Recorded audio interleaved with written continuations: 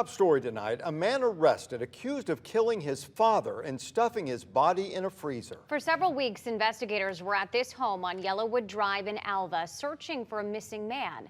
Today, we're learning the man's body was in the house the entire time. The Night Beat's Justin Case joins us live at the Lee County Jail. Justin, what did the son tell neighbors about his father's disappearance?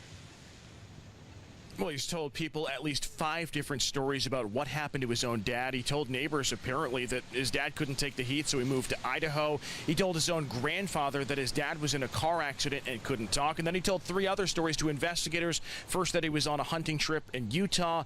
Next, he told investigators that his dad fled the country to fight human trafficking before finally admitting to shooting and killing his own father. But now he claims his father was suicidal, so he was doing him a favor.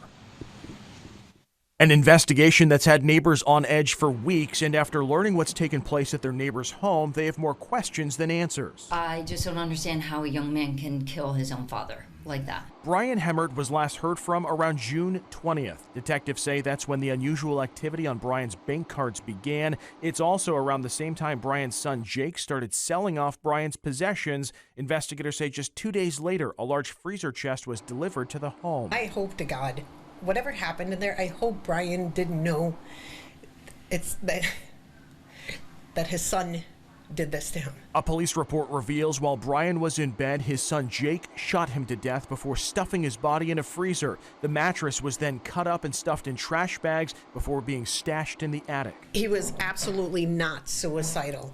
Brian loved life. He rode his bike every day. He did 20 laps in the pool every day.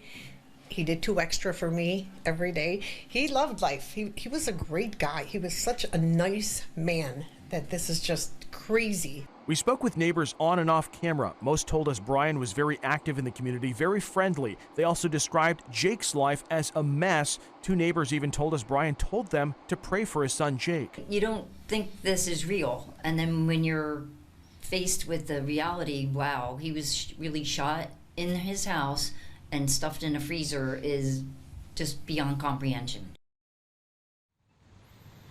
Investigators say Jake's fingerprints were all over that freezer, and Jake admitted to investigators that he spent as much as $30,000 of his dad's money.